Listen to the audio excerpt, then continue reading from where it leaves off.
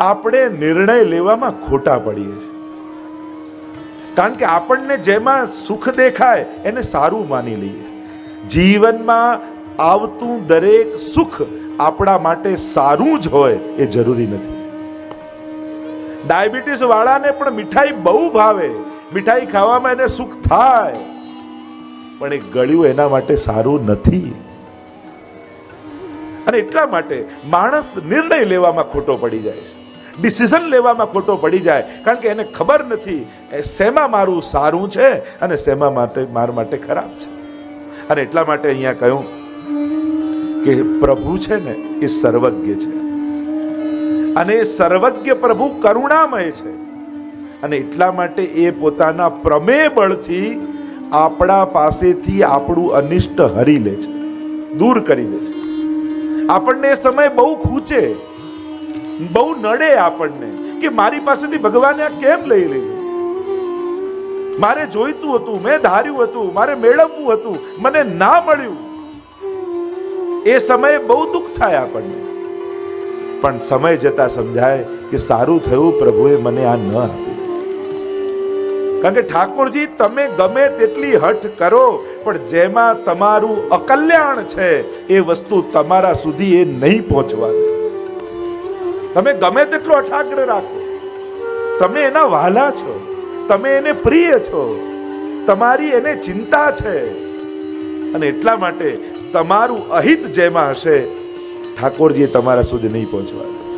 અને એટલા માટે ઘણા દુઃખો જીવનમાં આવ્યા અને એમાંથી આપણે ઉગરી ગયા, આપણને યાદ છે, પણ ઘણા દુઃખો ભગવાને આપણા સુધી આવવા જ નથી દીધા, એ તો આપણને ખબર નથી. કેટલા દુઃખો આપણા સુધી ભગવાને પહોંચવા સુદ્ધા નથી દીધા.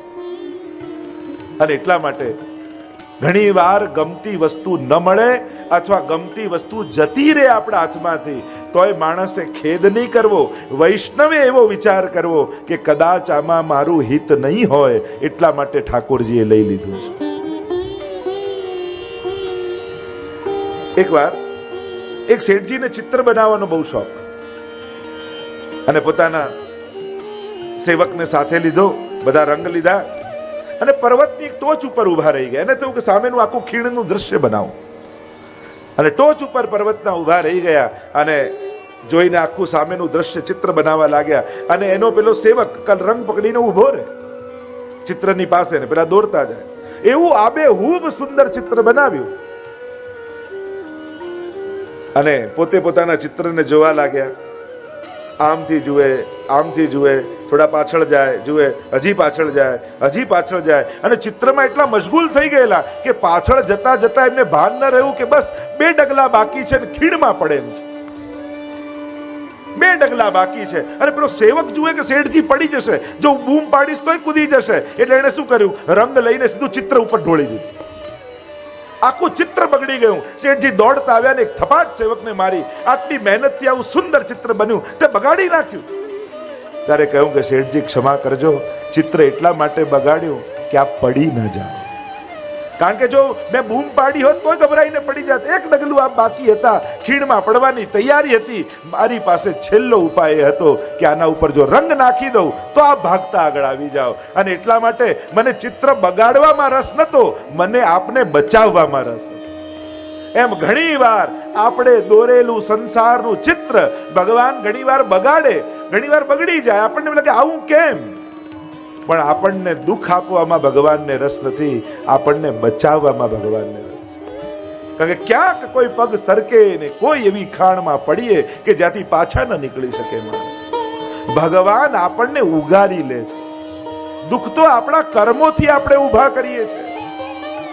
ભગવાન દુઃખ નથી આપતું, કારણ કે ભગવાન આપી જ ન શકે, કારણ કે એના ખાતામાં બેલેન્સ હોય તો ચેક લખે ને. દુઃખ અને ભગવાન, કોઈ સૂરજને એમ કે અરે દિવસે નીકળે બરાબર, રાત્રે નીકળીને બતાવ તો ખરો ઘણું તને. બસ સૂરજ કે હું નથી એને જ રાત કહેવાય, હું નીકળું તો દિવસ જ થઈ જાય. એમ ભગવાનનો અભાવ એનું નામ જ દુઃખ છે. જ્યાં ભગવાન હાથ ખેંચી લે છે, હરિણા યે વિનિર્મુક્તા તે મગ્ના ભવસાગરે. ભગવાન જેને છોડી દે ને ભવસાગરમાં, એ ડૂબી જાય. ભવસાગર, આ સુખ દુઃખના સાગરમાં ડૂબી જાય. ભગવાન યાદ સુદ્ધા એને ના આવે. ભગવાનનો અભાવ એનું નામ દુઃખ છે, અને ભગવાનનો જીવનમાં પ્રવેશ એનું નામ આનંદ છે. અને એટલા માટે જીવનમાં આનંદ જેને પામવો છે એને ભગવાનની સન્મુખતા રાખવી. કારણ કે જ્યાં પ્રભુ છે ત્યાં દુઃખ આવી શકતું નથી, અને ભગવાન ક્યારે દુઃખ આપી શકતા નથી, કારણ કે ભગવાન પાસે છે જ નહીં. અને તમે જો સુખ માંગો ને કે ભગવાન મને સુખ આપો, એટલે આડકતરી રીતે તમે દુઃખની યાચના કરી જ રહ્યા છો. કારણ કે ભગવાને અમુક વસ્તુ દ્વંદ્વમાં પ્રગટ કરી છે. દિવસ રાત, સુખ દુઃખ, તેજ અંધકાર, પ્રકાશ અંધકાર. એટલે કે તમે એમ કહો છો કે મને એવો કોઈન આપો કે જેમાં કિંગ હોય પણ પાછળ ક્રોસ ના હોવું જોઈએ. તો એવો સિક્કો સાચો કહેવાય? એ ચાલે બજારમાં? એ તો ખોટો સિક્કો કહેવાય ને. તમે માંગો છો ભગવાન પાસે કે મને સુખ આપો, એટલે તમે કિંગ દેખાય બાજુ માંગો છો, તમે ભૂલી જાઓ છો કે પાછળ ક્રોસ છે જ. સુખ માંગ્યું એટલે પાછળ પાછળ દુઃખ આવવાનું જ છે. અસોચ્યાનંદ સોચસ્ત્વમ પ્રજ્ઞાવાલાંશ ભાસસે. ન શોક કરવાની વસ્તુનો તો શોક કરે છે, કારણ કે સુખનું ઓપોઝિટ એની જોડે જોડાયેલું જ છે. એ એનું વ્યક્તિત્વનું અંગ છે. સુખના વ્યક્તિત્વનું અંગ ત્યારે પૂરું થાય જ્યારે પાછળનો ભાગ દુઃખ હોય, ત્યારે સિક્કો પૂરો થાય. અને એટલા માટે આપણે ત્યાં સુખ અને દુઃખની પર આનંદની યાચના કરીએ છીએ. કારણ કે સુખનું ઓપોઝિટ છે દુઃખ, આનંદનું ઓપોઝિટ નથી. આનંદ એટલે આનંદ. અને એટલા માટે સુખની યાચના પણ એક પ્રકારથી દુઃખની જ માંગ છે. એટલા માટે પ્રભુ પાસે સુખ માંગતા એ વિચાર. એક વ્યક્તિને એના દીકરાએ ઘરથી બહાર કાઢીને જાય, એના પિતા માતાને રડતા રડતા ભગવાન પાસે ગયા અને કહ્યું કે જો ભગવાન તમે આમ કેમ કર્યું? ભગવાન કે મેં શું કર્યું? ગાય મને બહાર કાઢ્યો. ભગવાને કે તે તો આઈને માંગેલો દીકરો, આ તારી જ માંગ છે. એમ જીવનમાં દુઃખ માટે વિચાર કરજો. ક્યાંક આપણી જ ઈચ્છાથી આવેલી વસ્તુ આપણા દુઃખનું કારણ તો નથી. જે તમે ઈચ્છેલું, તમે જે ચાહેલું અને તમને જે વધારે ગમતું હોય ને એ જ તમને વધારે દુઃખ આપી શકે. તમને જે ગમતું ના હોય તમને દુઃખી નથી કરી શકતું. જેની જોડે તમારે લાગણીના કોઈ સંબંધ ના હોય તમને દુઃખ ખરાબ આપે. જેટલા નજીકના સંબંધ હોય દુઃખ આપવાનો અધિકાર એટલો જ વધારે. અને એટલા માટે ક્યાંક આપણી જ ઈચ્છાઓ, આપણી જ માંગ કોઈ ન કોઈ રૂપ બદલી, કપડા બદલી અને ક્યારેક દુઃખ બનીને સામે ઉભા હોય છે. હરિરાય મહાપ્રભુજી આપણને બધાને જાણે છે, અને જાણે છે કે તું ગમે તેટલો ભણી ગણીને વિદ્વાન થા, પણ તારું હિત અને અહિત એ તું જાણી શકતો નથી. અને તું નથી જાણી શકતો. સંસારમાં પણ જે વસ્તુની આપણને વધારે સમજ ન હોય તો આપણે એના એક્સપર્ટ હોય એની પાસે જઈને સલાહ લઈએ. જેમ એકાઉન્ટનું કામ હોય તો સીએ પાસે જઈએ, મેડિકલને રિલેટેડ હોય તો ડોક્ટર પાસે જઈએ, લોને લગતું કોઈ વકીલ પાસે જઈએ. એમ આ જીવનનો ડોક્ટર કોણ છે? તો કે ભગવાન. અને જ્યારે આપણી સમજ બંધ થાય ત્યારે અર્જુનની જેમ બે હાથ જોડી ભગવાનની સામે બેસી જાઓ. શિષ્યસ્તેહમ સાધિમામ ત્વામ પ્રપન્નમ. હું આપનો શિષ્ય છું, હવે આપ લઈ જાઓ. કરીશ્યે વચનમ તવ. મારો રથ. શરણાગતિ એટલે શું? રથની લગામ ભગવાનના હાથમાં આપી દેવું, એનું નામ શરણાગતિ. વિવેકસ્તુ હરિ સર્વમ નિજેચ્છાત કરીષ્યતિ. પ્રભુ બધું જ પોતાની ઈચ્છા પ્રમાણે કરશે. આ ભરોસો, ભગવાન ઉપર ભરોસો, એનું નામ કે ભગવાને જે આપ્યું એ મારા માટે કલ્યાણકારી છે એવું મનથી સમજીને, વિચારીને અને સ્વીકારો. આપણી તકલીફ શું છે? આપણે વિચારીને નથી સ્વીકારતા, આપણે હારીને સ્વીકારીએ. બધે ફાફા મારી લઈએ, કાંઈ બંધ બેસતું ના આવે એટલે છેલ્લે શું કે હવે જેવી ભગવાનની ઈચ્છા. એટલે ભગવાનની ઈચ્છા પણ હારીને સ્વીકારીએ છીએ, વિચારીને નથી સ્વીકારતા. હરિરાયજી કહે હારીને નહીં, વિચારીને સ્વીકાર કે આ પ્રભુની આવી જ ઈચ્છા હતી. તારા માટે ઠાકોરજીએ આ જ વિચારેલું અને તને એ જ મળ્યું છે.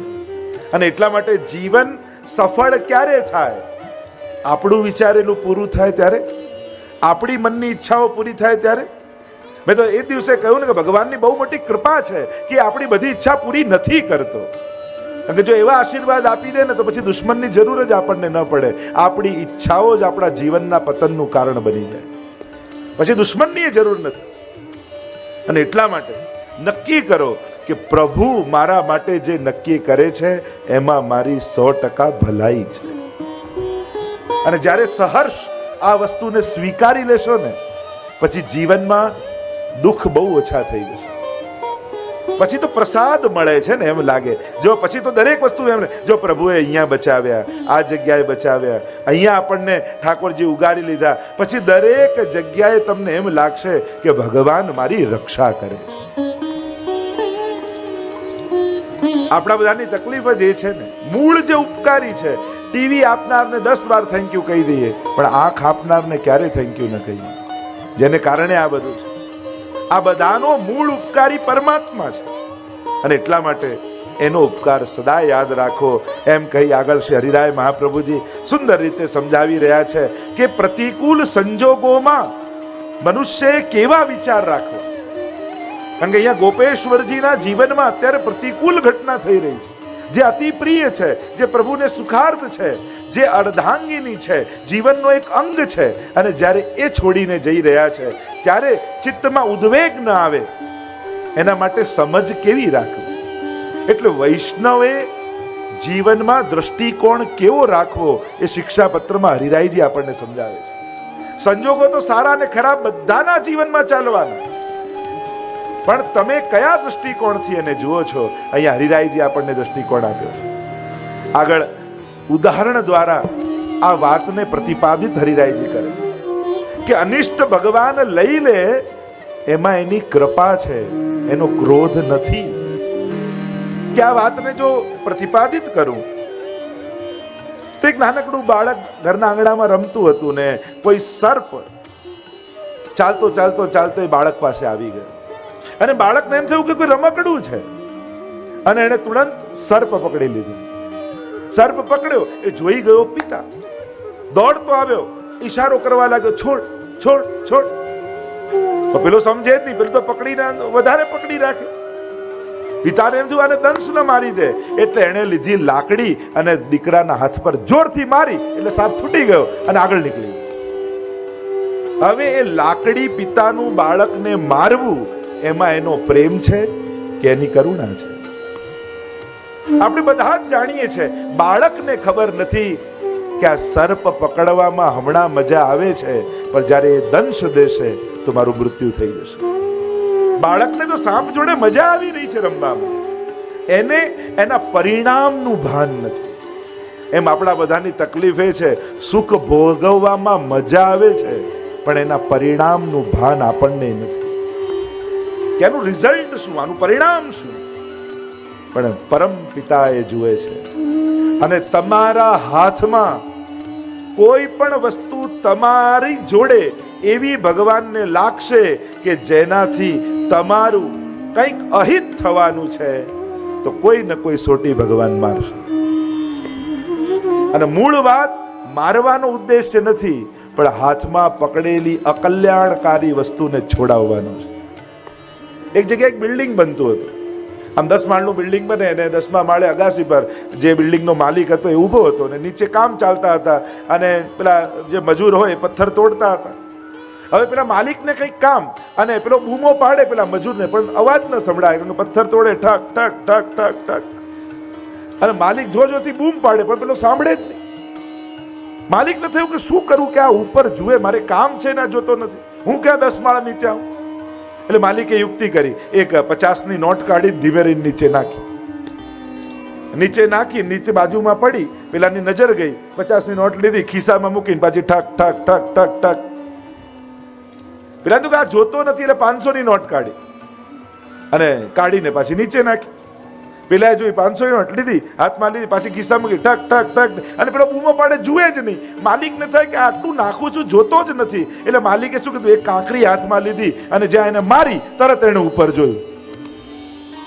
એમ ઘણી વાર ઠાકોરજી ગાડી નાખે, ઢીંગલી નાખે, નોટ નાખે, કપડા નાખે, અનેક વસ્તુ નાખે, પણ આપણે બધા એવા હોશિયાર ને ખિસ્સામાં મૂકી પાછું ઠક ઠક ઠક ઠક ઠક. હવે પ્રભુને થાય કે આનું ધ્યાન મારી તરફ રહે તો આનું કલ્યાણ. એટલે કાંઈક ને કાંઈક, કોઈક સંકટની, કોઈ વિપરીત સંજોગની, કોઈ અપયશની, કોઈ ને કોઈ પ્રકારની એવી કાંકરી ભગવાન મારે કે હે હરી કરીને દોડતો જાય મંદિર, આપમેળે ભાગતો જાય મંદિર.